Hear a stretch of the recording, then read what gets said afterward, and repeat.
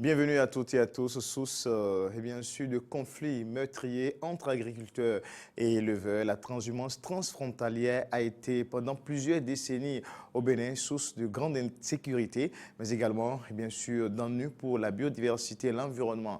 En général, depuis le 26 décembre 2019, la transhumance transfrontalière a été interdite donc, au Bénin par un arrêté signé par 6 ministres, le ministre de l'Agriculture, le ministre de la Décentralisation, le ministre de l'Intérieur, le ministre de la Défense, le ministre du Cadre de vie et bien sûr le ministre des Affaires étrangères. Quelles sont alors les implications de cet arrêté interdisant la transhumance transfrontalière au Bénin? Quelles sont ces implications? Bien sûr, au plan aussi bien positif que tout ce que nous pouvons dire autour, mais également, est-ce que cela pourra réellement permettre de mettre un thème à ces affrontements entre éleveurs et agriculteurs? Quelles sont justement les attentes des agriculteurs et surtout les dispositions prises pour une application réelle de cet arrêté sur le terrain? Voilà donc les préoccupations que nous allons aborder dans ce numéro de décryptage avec M. Patrice Sabot. Il est activiste pour l'environnement. Vous le connaissez très bien sur ce plateau. Il est ingénieur en santé et production animale. M. Sabot, bonsoir. Bonsoir, monsieur le journaliste. Merci d'avoir réussi à accepter notre invitation. Installez-vous. Merci. Je disais tantôt que M. Sabot est ingénieur en santé et production animale. Il est activiste pour l'environnement, membre du réseau Dinoukou, un réseau spécialisé dans la défense de la biodiversité, la protection de l'environnement en général. Bonsoir, M. Sabot. Bonsoir, monsieur le journaliste. Alors, on l'a dénoncé plusieurs fois sur nos plateaux ici, la transhumance transfrontalière, avec tout ce que ça crée, tout ce que ça créait comme ennui aux populations, mais également comme désastre sur l'environnement. Vous étiez passé sur nos plateaux ici, Matin d'Éden, et bien sur d'autres plateaux, sur d'autres médias également, les journalistes en ont parlé. Finalement, les autorités ont fait le geste qu'il faut, ont écouté les activistes, ont écouté la population, ont été sensibles et bien sûr aux cris de détresse de ces agriculteurs qui sont sauvagement massacrés par des peuls transhumants. Quelles sont vos réactions après l'interdiction de la transhumance transfrontalière? Pour commencer, je vous remercie, je vous félicite et je vous souhaite les meilleurs vœux pour l'année 2020. Réciproque, et tous les médias qui ont pris ce problème au sérieux, qui en ont parlé et qui ont rappelé à l'autorité son rôle, je pense que ces médias sont à féliciter également. Et je suis très heureux, à double titre. C'est que sur le plan sécuritaire, il faut féliciter le gouvernement pour avoir pris cette décision-là. Parce que vous voyez les dangers que cause le terrorisme dans la sous-région ouest-africaine. Regardez tous les dangers qui se passent tous les jours au Burkina, au Mali, etc. Donc actuellement, on doit savoir qui fait quoi. Est-ce qu'on se sert du prétexte de la transhumance pour aller créer des dégâts dans les pays? Je pense que le Bénin a fait une grande avancée et a démontré sa capacité de contribuer à la résolution de ce problème-là dans la sous-région, ne serait-ce que par l'interdiction de la transhumance que les gens passent pour faire ici et ça. Il y a un lien bien étroit entre la transhumance et le terrorisme. Parce que les gens viennent armés et on ne sait pas ce qu'ils étaient dans leur vie d'avant. Et ils se font accompagner des animaux, mais en réalité, ils sont missionnés pour d'autres choses plus graves. Maintenant, on verra d'où vient l'insécurité. Est-ce que c'est de l'intérieur ou bien de l'extérieur? C'est très important. Voilà. Mais c'est quoi réellement les sources de ces ennuis entre ces éleveurs et les agriculteurs? Qu'est-ce qui crée souvent ces ennuis? Il faut rappeler que les peuples transhumants étaient des peuples nomades. Ils n'avaient pas de domicile, ils n'avaient pas de territoire. Et à l'international, les Nations Unies ont vu que c'est un peuple à protéger. Donc, ils sont vulnérables. Donc, comme ils ne connaissent que l'élevage, il faut leur permettre d'exercer leur activité. C'était ça au départ. Donc, on leur a concédé des avantages. Donc, tout le monde est sensibilisé pour que ces éleveurs passent de temps à autre sur les territoires des pays, au niveau national et au niveau international, pour aller donner de l'aliment et de l'eau à leurs animaux. Mais aujourd'hui, la tendance a changé. Si on voit le code que le Bénin a pris en avril 2019, on a transformé ces peuples-là en serviteurs d'autres personnes qui ne sont pas des peuples. C'est-à-dire qu'on les a reconvertis comme des ouvriers pour d'autres personnes qui sont propriétaires de troupeaux.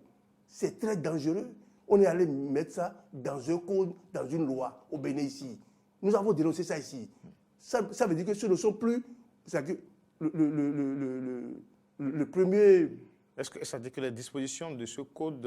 Non, ce qu'on voulait en créant des dispositions spéciales à ces peuples transhumants, ils ont détourné l'esprit, cet esprit-là, et ils ont transformé les vrais bénéficiaires de cette disposition-là en ouvriers au bénéfice d'autres propriétaires de troupeaux. Vous voyez, c'est ça qui est dangereux. Ça veut dire que, chemin faisant, ils ne sont plus même serviteurs au service de ces propriétaires de troupeaux. On les transforme également en agents dangereux pour la sécurité dans la sous-région. Ils sont porteurs d'armes. Et le plus souvent, c'est des armes sophistiquées. On ne peut pas être transhumant, berger transhumant, en compagnie des animaux, et s'armer aussi lourdement. Ça pose problème. On peut avoir un bâton, un berger a un bâton.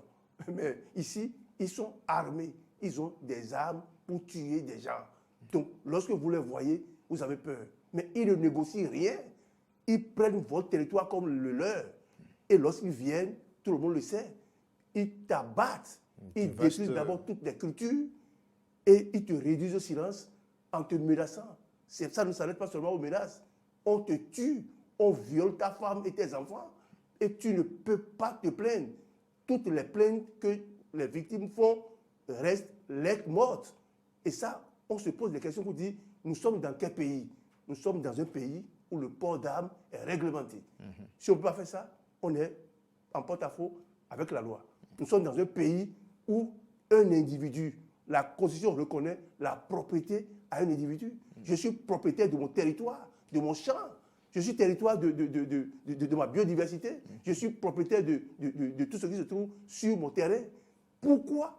C'est-à-dire, toi, tu n'investis rien, tu achètes quelques animaux, tu mets des prestataires de services dessus et ils peuvent violer mon territoire et ma propriété. Ce n'est pas possible. On ne peut jamais admettre ça dans un état de droit. Donc, ce code est totalement à revoir. Ils ont interdit une partie, c'est-à-dire la transhumance transfrontalière, d'accord, mais cet aspect de violation de propriété, on doit revoir sur ça, sinon on viole la Constitution. C'est très clair. Et parlant maintenant de l'arrêté, heureusement d'ailleurs que les gouvernants ont écouté maintenant les cris de ces agriculteurs-là et ont mis un thème à la transhumance transfrontalière qui justement cause assez de ces actes criminels et ces conflits. Aujourd'hui, on doit quand même pouvoir pousser un offre de soulagement dans les champs, dans les milieux, dans les circuits de ces transhumances-là. Exactement. C'est-à-dire, vous voyez, la CEDEAO, théoriquement, l'arrêté interministériel concerne vise les 14 autres pays de la CEDEAO. Ça veut dire que c'est des troupeaux, théoriquement, venant de ces 14 pays étrangers qui doivent venir brouter chez nous. Surtout le Niger, le Burkina et le Nigeria. Bon, théoriquement, c'est tous les pays. On ne peut pas interdire au Libéria, je ne sais pas, de venir au Bénin, parce que c'est la CEDEAO qui est concernée. Vous voyez, théoriquement, c'est ça. Donc, vous voyez, c'est 14 autres pays qui viendront brouter notre biodiversité et s'abreuver dans nos rivières. On a interdit que ces 14 pays-là ne viennent plus ici. Mais c'est un bien énorme pour notre biodiversité. L'argent n'achète pas la biodiversité. La biodiversité, aujourd'hui, est gérée par elle-même, par la nature. Donc, je pense que c'est un problème important que le gouvernement vient de régler en prenant cet arrêté interministériel. Regardez, les zones humides, chez nous, sont des écosystèmes fragiles et sans aucune importance ici. Mais nous avons signé la convention de la Ramsar qui dit que nous devons protéger ces zones humides et veiller à leur gestion rationnelle. Mais lorsqu'on fait ça, on protège également les zones humides que nous avons ici. Ensuite, je pense que tous les agriculteurs peuvent pousser un offre de soulagement parce que désormais, ils peuvent faire leur activité agricole en toute quiétude. et jouir de leurs efforts. Je pense que c'est ça. Et pour ça, je répète, il faut féliciter le gouvernement. Même si cet arrêté est arrivé une semaine après que la campagne actuelle soit lancée. Tout à fait. Parce que cela suppose que les premiers qui sont vigilants sont déjà arrivés au Bénin avant que l'arrêté interministériel ne sorte. Mais dans tous les cas, vraiment, moi, je félicite le gouvernement et je l'encourage à aller plus loin. On peut interdire la transhumance, je dis bien, on peut interdire la transhumance dans sa forme actuelle si les bénéficiaires de cette disposition reconnaissent l'international, parce que la transhumance dans sa forme classique est un bien culturel. C'est un bien culturel. C'est des peuples qui ne savent faire que ça. Ils conduisent très bien les troupeaux. Et pour eux, ils ont des connaissances traditionnelles inouïes. C'est bien pour nous. Mais si aujourd'hui, on doit les transformer en serviteurs, en ouvriers, pour d'autres propriétaires de troupeaux qui sont dans les ministères, dans les business et autres là, il vaut mieux revoir cette forme de transhumance et qu'on revienne à la forme classique. Cela signifierait que les propriétaires de troupeaux ne sont pas forcément les peuls transhumants. C'est ce que vous voulez dire? Ils ne sont pas des peuls transhumants. C'est faux. Tout le monde sait. C'est-à-dire, je ne veux pas citer des gens, des hommes politiques, ils sont dedans. Les gens de l'administration publique, ils sont dedans. J'ai dit, les hommes qui font du business là, ils sont dedans. C'est eux qui font les lois. Et ils mettent les dispositions dans la loi, les dispositions qui les arrangent. Le peuple même là, il n'est jamais présent. Là où on prend ces lois-là. Vous voyez, on a déjà dit ça ici. Le code est ici. C'est-à-dire, on recrute, c'est clair. On recrute le berger. C'est le berger qui est le peuple. On le recrute. On signe un contrat avec lui. Le propriétaire du troupeau signe un contrat avec lui. C'est trop clair, quoi. Vous en avez vu Mais le code est ici. C'est ici. C'est sûr. C'est clair, c'est là. On le recrute, le berger, et on signe, le propriétaire du troupeau signe un contrat avec lui, lui donne de l'argent et lui donne des moyens, téléphone, tout ça là. Et lorsque sur le terrain, il y a des problèmes, il appelle, il rencontre. Et le propriétaire du troupeau lui dit les démarches et la conduite à tenir. C'est lui qui lui dit ça. Donc ils sont soutenus, ils sont fortement soutenus. C'est un labyrinthe. Et il faut aller chercher les vrais auteurs de ce qui se passe maintenant. C'est ça le problème. Le peuple qui est armé, que vous voyez qui est prestataire de service, qui conduit les troupeaux, il ne fait rien de lui-même. On lui dit, fais ça. Il reçoit des ordres. C'est ça. Ça veut dire que les armes qu'il a, il n'a pas acheté les armes. On les lui fournit. C'est ça. Et c'est pour ça que je dis, si on règle ce problème, et on règle ce problème d'étrangers, on verra très clairement maintenant si le problème est au niveau national. C'est qui les utilise? Justement, j'allais poser la question en réalité. Puisqu'on a interdit la transhumance transfrontalière, voilà. C'est un peu comme si c'est seulement elle qui cause en fait les conflits. Au Bénin, il y a la transhumance nationale. Oui. Et il y a aussi également des peuples transhumants qui sont d'origine béninoise aussi. Oui, c'est ça. Donc tout est défini. Il y a la transhumance locale, nationale, même au niveau des arrondissements. Il y a des comités. Donc en réalité ça vient un tout petit peu minimiser le problème en réalité. Oui, puisque si vous voyez, la si on avait 15 problèmes à gérer, on a réduit réduit ces 15 en 1. Et ça regarde le niveau local, effectivement. Si on qui serait peut-être facile à gérer. Oui, si on veille à l'application de ce arrêté interministériel, et si c'est durable dans le temps, on met les conditions de suivi et on respecte les choses, on verrait très bien que tout ce qui se passe là désormais proviendrait de l'intérieur. On va dire qui fait quoi, comment ils s'organisent pour aller tuer. Après avoir tué là, leur refuge là, c'est où? On va faire leur traçabilité pour aller les chercher. C'est ça. Et on pourra les traduire devant la justice parce que nous sommes dans un pays de droit.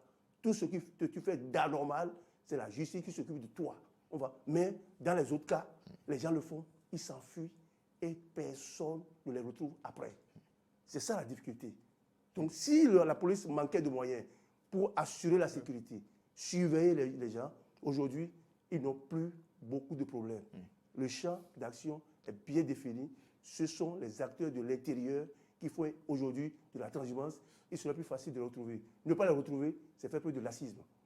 Alors, là maintenant, tout le monde félicite le gouvernement pour ce acte-là posé à travers l'interdiction de la transhumance transfrontalière.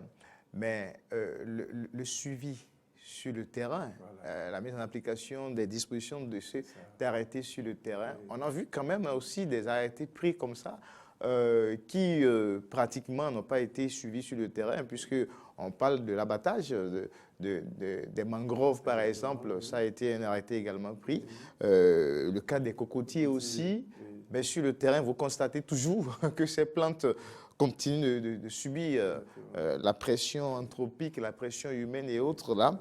Alors, M. Sabo, que peut-on dire de la suite de l'application de cet arrêté comme ça en Bénin?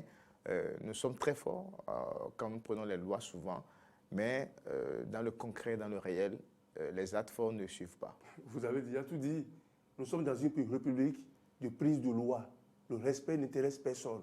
Très souvent, c'est la situation. Mais si c'est sur le plan politique, il n'y a pas de problème, hein, on respecte ça. Mais ici, on ne respecte pas ça. Regardez, lorsque le gouvernement a pris l'arrêté interministériel, nous étions à quelques jours après, à Bolamé. Bolamé, là, c'est l'arrondissement de Domé, dans la commune de Zobo-Domé. On a vu des peuls armés avec des dizaines de troupeaux de bœufs à leur disposition. Ils ont commencé par brouter, détruire tout, mais je pense que la police a fait son rôle. Hein. La police a joué son rôle. Donc, si on peut donner les moyens... Mais qu'est-ce qui justifie la présence de ces peuls si déjà on a un arrêté qui a interdit la transhumance transfrontalière? Est-ce que ce sont des peuls locaux ou qu'est-ce qui justifie leur présence en ce moment? Ou parce que la campagne a été déjà lancée avant l'interdiction? Vous avez tout dit. Vous savez, la campagne, l'arrêté est venu le 26 décembre. La campagne a été lancée 6 jours avant. C'est 6 jours avant. Mais pas un seul ministre. C'est ça le problème aussi. Est-ce que ça manquait de coordination? Qu'est-ce qui s'est passé? Et que 6 jours avant, on ne peut pas attendre. On ne peut pas attendre. On aurait pu prendre l'arrêté interministériel avant le lancement de la campagne. Ça veut dire que ceux qui étaient là étaient là plus tôt. Ils ont profité du lancement pour être là plus tôt parce qu'ils ont l'habitude de venir plus tôt. Et les dispositions étaient là, ils ont infiltré les dispositions et ils sont déjà là. Le retour est difficile. Ce qui est encore difficile, c'est est-ce qu'on est sûr qu'ils vont retourner chez eux? Est-ce qu'on aura mis les dispositions pour aller les retrouver, pour qu'ils retournent chez eux? Parce qu'ils ont déjà appris qu'il y a un arrêté interministériel qui interdit. Ils sont rentrés.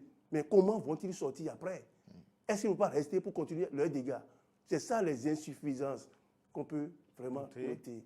Et ça, bon, je pense on peut juger ça d'insuffisance mineure et qu'ils prendront les dispositions parce que si on dit que la campagne commence de décembre à mai, bon, voilà, 15 décembre au 31 mai. Au 31 mai, je pense que bon, ils sauront le temps nécessaire prendre les moyens pour aller rechercher ceux-là, pour voir est-ce qu'ils sont dedans ou s'ils sont encore dehors. Ils doivent faire ça parce qu'on a vu des dégâts.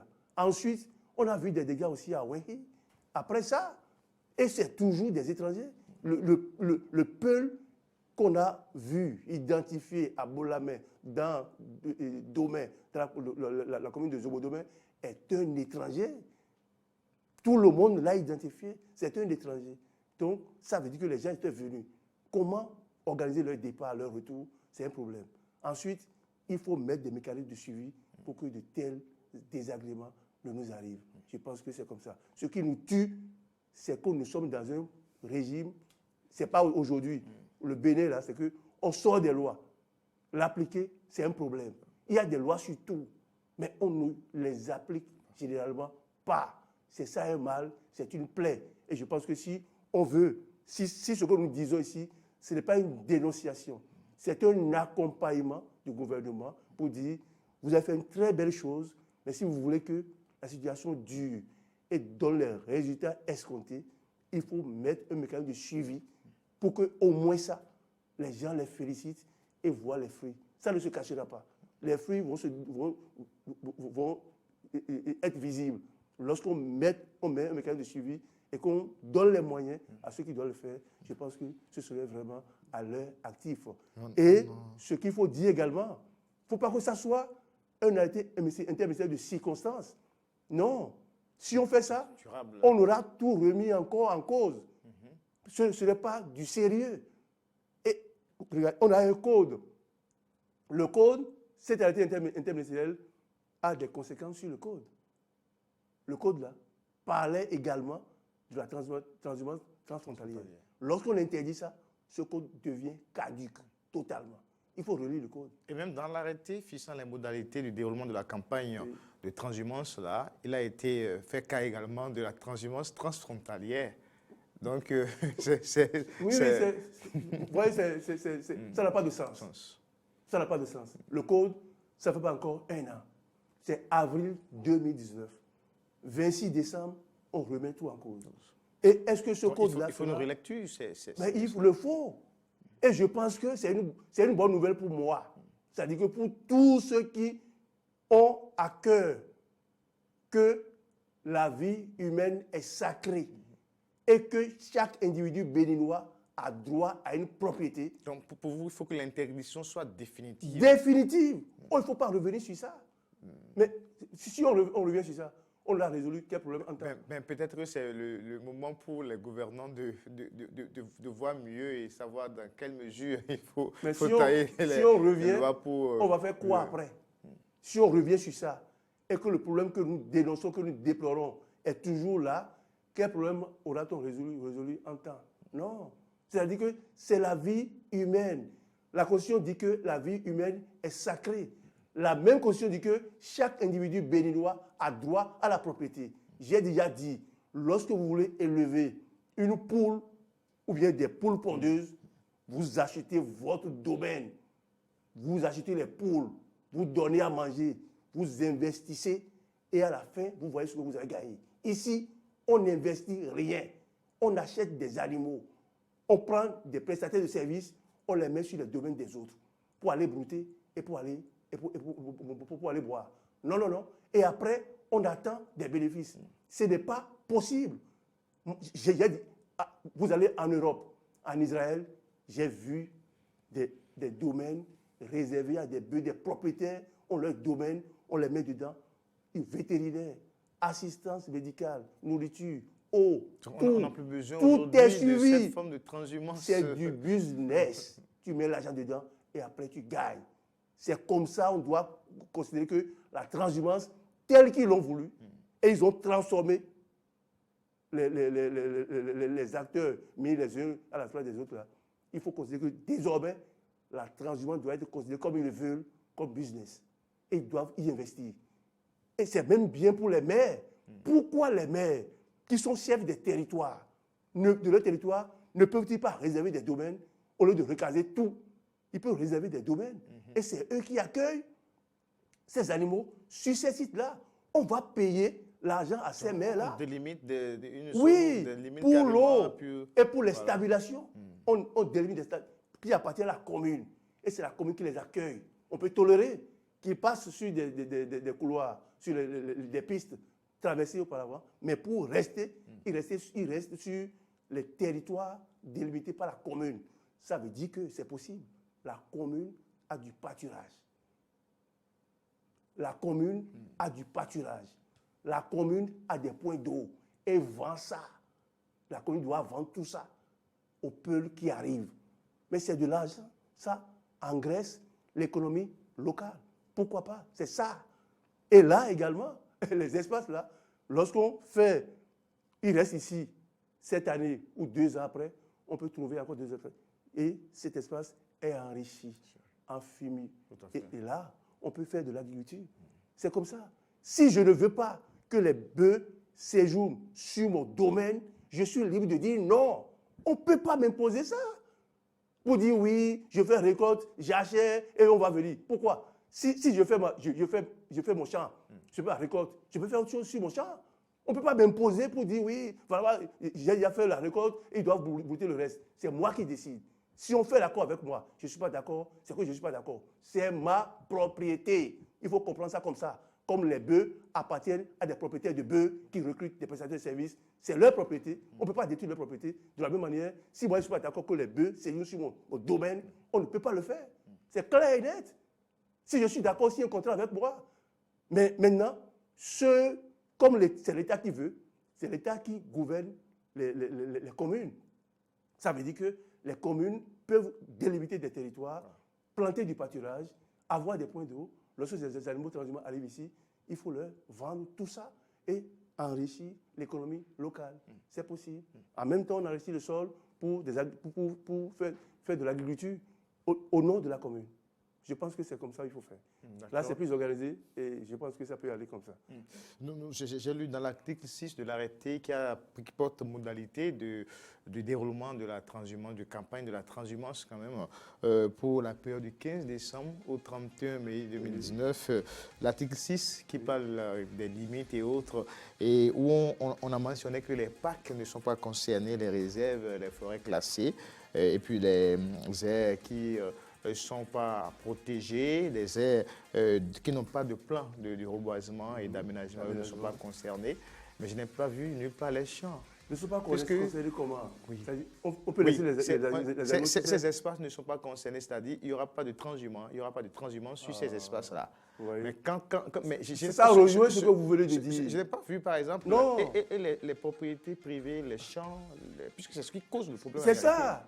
C'est ça qui cause le problème. Et même ce que vous avez cité, comment on peut faire des plans d'aménagement à des aires protégées qui regorgent de biodiversité pour nous et on va autoriser des animaux pour aller brouter. Ce qu'ils disent là, c'est sur papier, c'est faux. Je vous dis, allez interroger le professeur Cessin sur les aires protégées, les forêts, j'ai oublié les noms. Mais ces animaux transhumants ont détruit toutes ces aires protégées. Non, mais actuellement, c'est interdit. C'est sur papier, c'était interdit avant. Ce n'est pas aujourd'hui. Quel dispositif? C'est ça, justement. C'est pour ça que je parlais du suivi, de l'application. Non, oui, je vous appuie. Les forestiers font quoi alors? Mais la police républicaine. Les forestiers sont dans le comité. Les forestiers vont te dire, lorsque vous me demandez d'aller faire ça, quels moyens vous me donnez? Il est là. Il faut donner les même le policier républicain qui a l'arme, il est assis et tout se passe devant lui. Parce que l'armée qui est devant lui est plus forte que lui-même.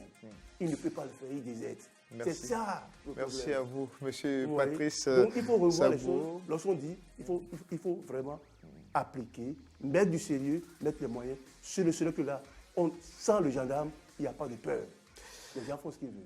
Arrêté portant interdiction de la transhumance transfrontalière au Bénin. Il faut féliciter le gouvernement et pour avoir donc le courage de prendre cet arrêté qui règle beaucoup de problèmes d'insécurité, les conflits meurtriers entre éleveurs et agriculteurs et qui protège également la biodiversité. Mais sur le terrain, il faut veiller au strict respect des dispositions de cet arrêté et surtout que cela soit durable ou définitif et non simplement passager pour une meilleure protection des biens, meilleure protection de la nature et pour cesser avec, et bien sûr, les affrontements entre éleveurs et agriculteurs. Merci de l'avoir suivi sur cette émission. C'était Patrice Sagbo et bien sûr ingénieur en santé et production animale, activiste pour l'environnement. Au revoir et à très bientôt.